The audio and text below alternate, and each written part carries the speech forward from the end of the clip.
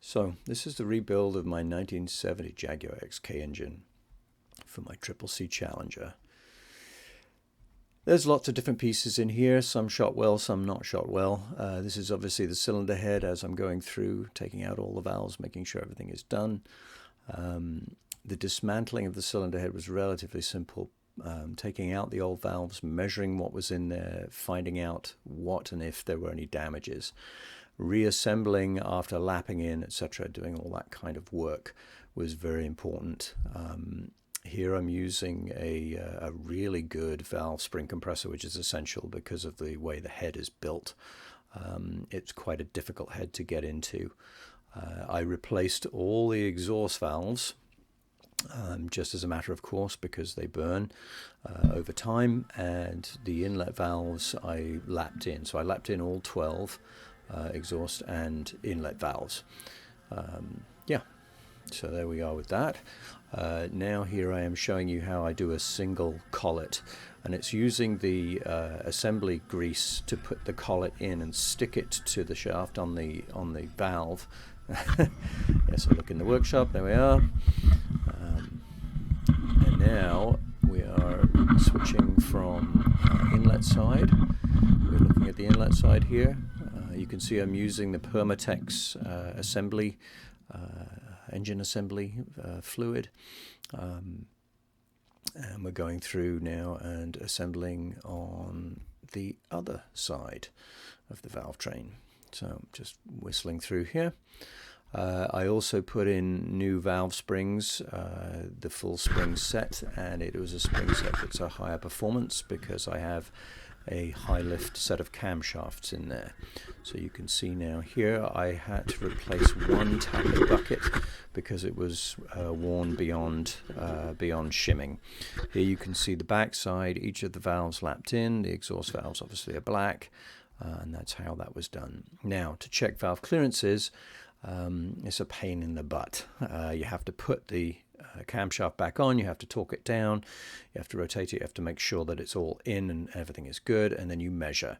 And so you can see here I'm measuring this.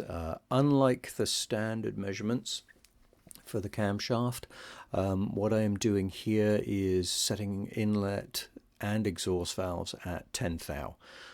10 thou at 20 degrees C, which is what it is on the bench in the workshop. I put new camshaft bearings in as a matter of course. It's one of those, why not while you're there? And you can see on the right hand side there is my tracking sheet for this. I think I went through this process about 4 times during assembly, and they may or may not be on this. You can see my measurement equipment on the left. There's a micrometer that I use to verify the thickness of each of the shims. I did have to source some other shims from a supplier to be able to do this effectively. As you go through these processes, you do amass more shims, and it makes the process easier for subsequent checking. Obviously, once the engine has been put in and run in other words, about a 500-mile run-in, something like 800 kilometers, then you need to recheck everything. And actually, I did have to adjust 5 out of the 12 valve shims once the engine was put back together again. So yeah, here you can see on the inlet side, I'm going through and measuring each of them, trying to figure out what the measurements are. With original buckets, I turn the camshaft just with a lever bar on the right hand end by putting 2 bolts into the splined camshaft drive wheel, and it allows me to rotate the camshaft relatively easily. It's always a little bit difficult to get it to sit right on the point of the cam. Now we go back to the engine. We're doing a reassembly of the engine block, and to tear down the engine block, what I had done is I'd actually broken it all down myself, taken the crankshaft out, took the block to Hinton Automotive and the crankshaft to Hinton Automotive, had them measure them, had them do the UV dye checking for cracks and what was the grinding limit on the crankshaft specifically, because I didn't know what bearing shells to buy. Turned out the crankshaft was 10 thou under already, and it was in great shape. So they polished it. I got 10 thou shims. and fitted those to the crank. And it was the crank and the con rods, so those were both done. While cleaning the crankshaft, I had taken out all the 6 hex plugs that are used during the manufacture of the crankshaft. Very important to do this because sludge builds up inside the crankshaft. It's quite a tough one to undo, and you sometimes have to use significant force. They are center punched to stop them from coming out. So went through and did all of those. Crankshaft was sparkly clean, everything was great. I never took the head studs out of the block. You can see in the background the head studs are still there. The reason for that was that I had done those a couple of years previous. They're all brand new, so the usual problem with necking on those head studs was not an issue. Here you see me figuring out what the thrust bearings should be on the crankshaft. So the center crankshaft bearings are a thrust bearing to give you the correct end float. Had a lot of fun doing all these measurements. So putting in the shells, making sure everything is good, and then of course the rear crankshaft seal, which is a real bugbear in these engines. And what I ended up doing with the rear crankshaft seal was going with the old rope style. I had been advised by various other people who'd had the machining done for the crankshaft seal that it wasn't worth the hassle and having the crankshaft remachined, so I didn't. If you go through and fit it correctly and you put it in with the right amount of sealant, etc., it actually fits fabulously. I haven't had a single drop of oil out of it since. The end float was relatively easy to measure. The crankshaft was relatively easy to put in and torque down and make sure everything was okay. Obviously using the Haynes manual there, and also the workshop manual that I have for this XK engine. I got Deves. Next we could move on to now I put all the bearing caps on, the main caps. Now we're going to torque everything down in the correct order, take a break, and now get out all the parts for looking at the oil seal, the crank oil seal at the end. So we're rotating it, making sure everything is good, and then we start to fit the oil seal. Once the oil seal is in, we rotate the engine and we start to look at putting pistons in. And you can see pistons in my beer boxes there on the table. The pistons were all marked as 30 thou over. The bores I actually honed myself. I got a ball hone and just did it with an electric drill, about 1.5 minutes up and down to hone the bores, and I measured them before and after, and honing took less than 1 thou off any of the bores in any given direction, and it looked great after that. It got rid of the rust lines at the top, got rid of the glazing and everything else. When putting the pistons in, it's very important not to scratch the bearing surfaces at the bottom end. And so to do that, what you do is on the con rod bolts, you can see I put this little bright green sleeve on the con rod bolt, and it's just a piece of plastic sleeving so that it doesn't scratch anything. Assembling everything with lots of fresh oil as we put it all together to make sure that we can start it okay. A simple piston ring compressor, tapping the pistons in and then connecting them to the crankshaft. Didn't have any issues with any of these. They all went in the order that they came out. Everything was fine. The piston rings are, as I said, Deves piston rings, far superior to what was in there, and also quite a bit cheaper, ironically. So you can see now I'm going into piston number 2. Just checking that, making sure everything is clean. I didn't do the wrist pins on them. I checked the play and there was no need to do that. So now we're down to piston number 1, the last set of piston rings coming out of the bags, you can see, and the old ones at the bottom of the screen.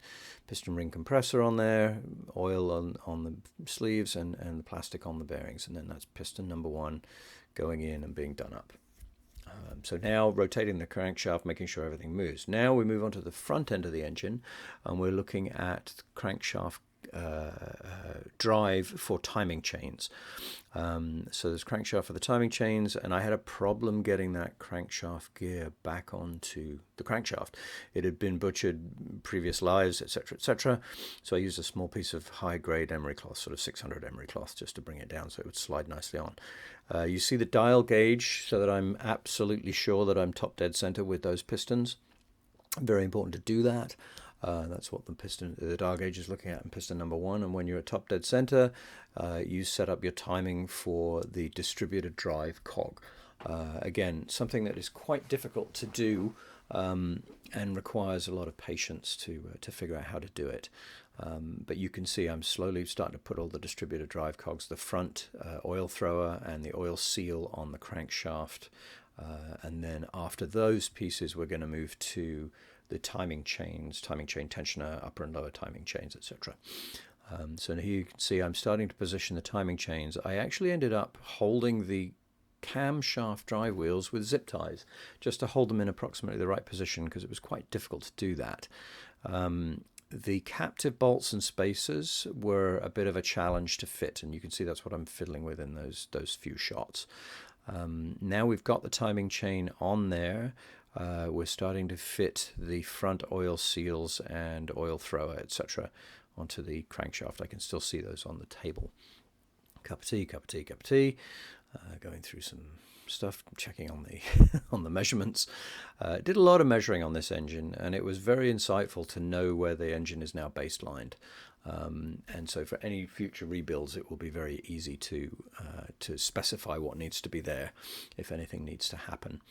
Okay, so we're continuing on with timing chain. We're turning the thing upside down, and I think next we will probably start looking at putting on the sump, so oil pump and those bits and pieces there.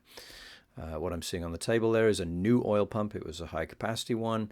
All the bolts, etc., are very important, that you get all the lock washers. This is a bit of a challenge and a fiddle to do it. You have to make sure that your take-up and oil take-up is correctly sealed to the bottom of the block. And also to prime the engine oil pump, which is what you see I'm doing there. And that's literally fill it with oil, turn it by hand until it squirts oil out the other end, because otherwise you end up potentially running dry for the first half minute or so.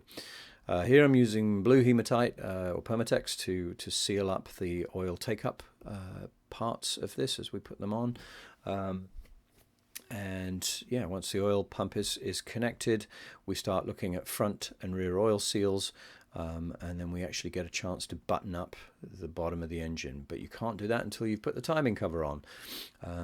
So I found out that the timing gaskets that I got from Moss were incorrect. They were the wrong sizes. They had the holes in the wrong places. It was a real pain. I had to take old timing gaskets and then rebuild them so that it would work. It took a little bit of time to get it all done, cleaning everything up. Obviously, the cleaner you can have it, the better that the seal the chance of having a good seal is. I haven't seen a cup of tea for a while, so I'm wondering where that is. Anyway, continuing on, getting all the bolts ready. There are many different lengths. I think there are 3 or 4 different lengths in that timing cover, and also the studs in the bottom. So obviously preparing the surfaces, blue hematite, both sides of the paper gasket. Very important to get this right. It's a water and oil seal, water take up for the water pump on the front of the engine. So here we see the positioning of that. It gets put on, slowly torqued up, making sure that everything is okay. Once we've got that on, we start looking at putting the seals on the bottom end again. And now I'm fitting the brackets and the oil pump, the oil filter takeoff. Okay, now we're putting on the sump gasket. This was a real trick. So obviously, again, lots of blue Permatex, making sure everything's good in there. Blue Permatex both sides of the paper gasket, popping this on. It's a bit of a challenge doing the oil bypass hose underneath the oil filter take-up. And making sure that I had enough of these. Some of these are, a couple of them at the front are studs and you need nuts on them, and others are not. So I'm on the phone there probably talking to a dear friend of mine, Adrian, asking him about oil gallery bolts, because I wasn't sure I had enough for the different sensors. Now you can see there's obviously the oil filter, and then I have added 2 other oil gallery takeoffs, one for a mechanical oil pressure and one for a mechanical or a connected oil temperature, both on the oil gallery. These are additional to standard equipment on here. Yeah, so now going through the rest of this, I think we're getting very close to being able to button up that side of the engine. So yeah, taking that off again, making sure that the oil gallery bolt was in the right place. So indeed I had to do that a couple of times. Thankfully I had spare gaskets for that particular piece. Now we're looking at the top end, and of course on the top end we need to be thinking about water pump, which is going on now. This water pump was relatively new, and it will go back on, having been cleaned up, obviously with a new gasket. More tea, always more tea.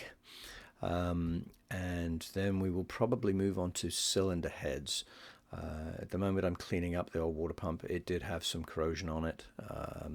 You know, it functioned fine. The bearings were nice and tight, so it goes back on. It also has the idler channel for the idler pulley for the fan belt. And of course there's no fan. Now we're looking at the new harmonic damper that goes on the front of the engine.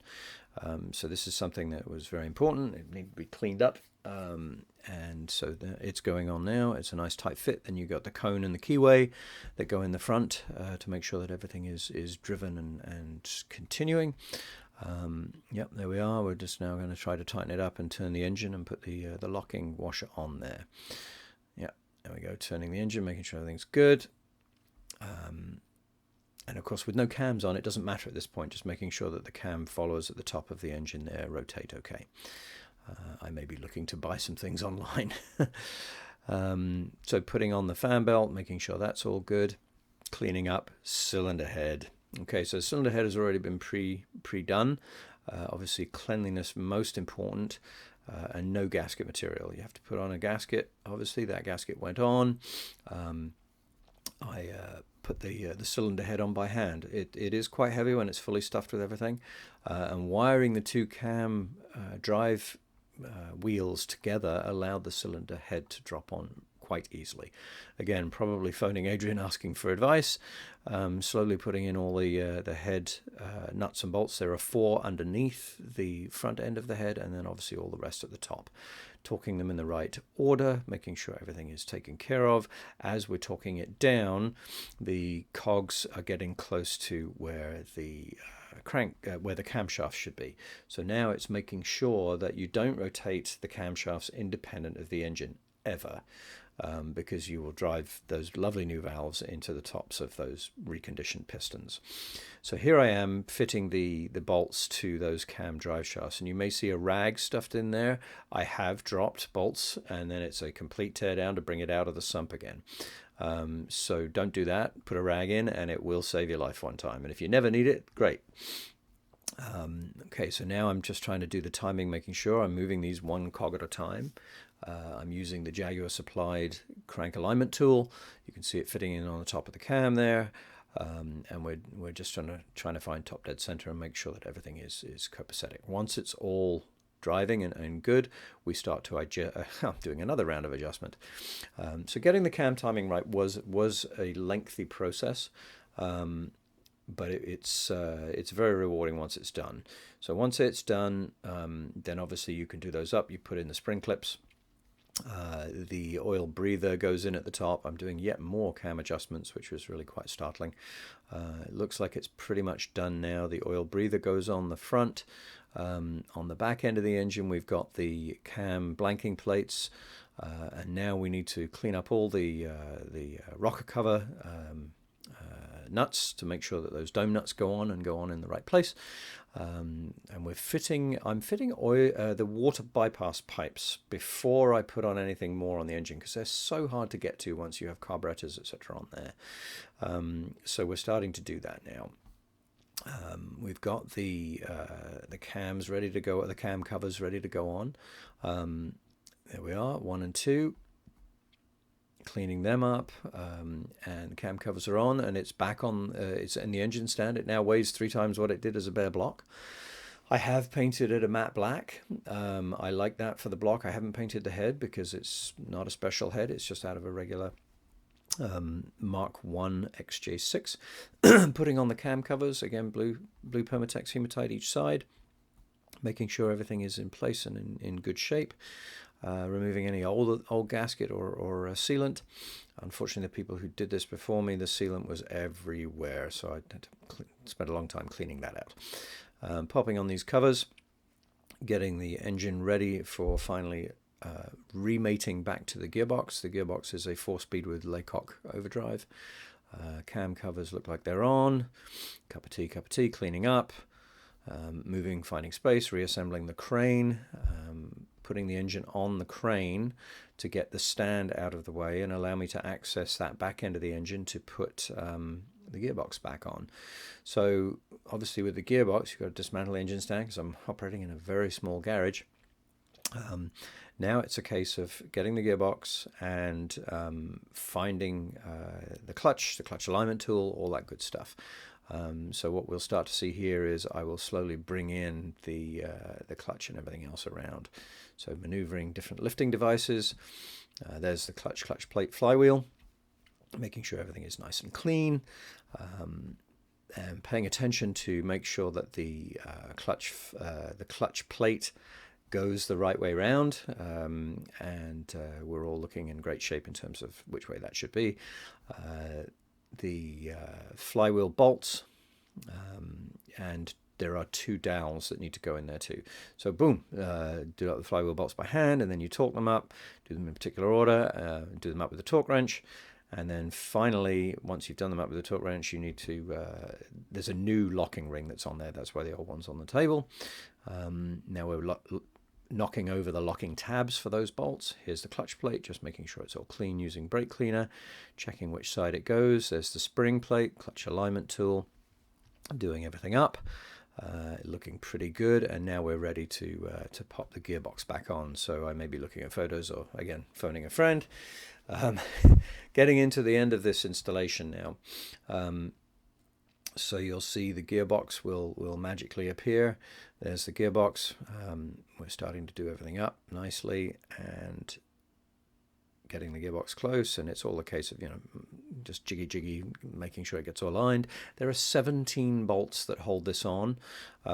Some of them are double function, in other words, holding on the starter and things like that. So we have to take care of all of those, make sure they're all done up and nice and snug and done up to the right. Some of them are threaded into the block and some of them are nuts and bolts. Doesn't take too long with the engine out of the car, but get it right now, because if you don't, it's an absolute bugger to do it when it's in the car. Okay, so having gone around and done all those up, I think we will see, yeah, there was the breather from the gearbox. We're now airborne. Everything is looking a lot better. We're clear away. There's the front of the car. Great access on an E-Type because you remove the front picture frame, the rad and everything else, and you've got fully easy access. So now you can see me starting to use the engine leveler bar to tilt the engine. It has to be quite high angle to get in there. Just refitting the water pipes, making sure everything is going to stay in place. Those brackets are hard to get to when it's in. Thinking about anything else that I need to access while the engine is in this beautifully accessible spot. Putting on the oil pressure sensors and those other bits and pieces, lowering it in, and it is a very simple thing to do. New engine mounts, of course. Boom, there she is. Now underneath, we're going to switch to underneath, I should say, once the crane is clear. Crane clear and disassembled, put away. Now we put the car up on the lift, and once it's up on the lift, I can get access to start doing up all the things underneath. So we're getting it ready. Up she goes. Obviously nothing like as quick as that in real life. And now underneath you can see just basically doing a little bit of cleaning, taking that wheel off. The clutch slave cylinder is there, getting ready to be reattached. I haven't changed anything. There's been no adjustments, so it should, fingers crossed, all work. Put it all together. And I just got into this cleaning mode when I was down there doing this. So car's back on the ground again now. We're fitting carburetors. You can see me doing up the carburetors and attaching the springs, etc. These are the Weber carburetors, triple Weber 45 DCOEs. And obviously on the other side, we've already done the exhaust and the exhaust manifold. That was done primarily from underneath. And with it all out like that, it's been a pretty easy job to put back in. The Webers were reasonably well adjusted before I put the thing away, and that basically is where we get to. The hose is on for the rad. There's a lack of header tank intentionally, and we're kind of getting to the end of it. It did start first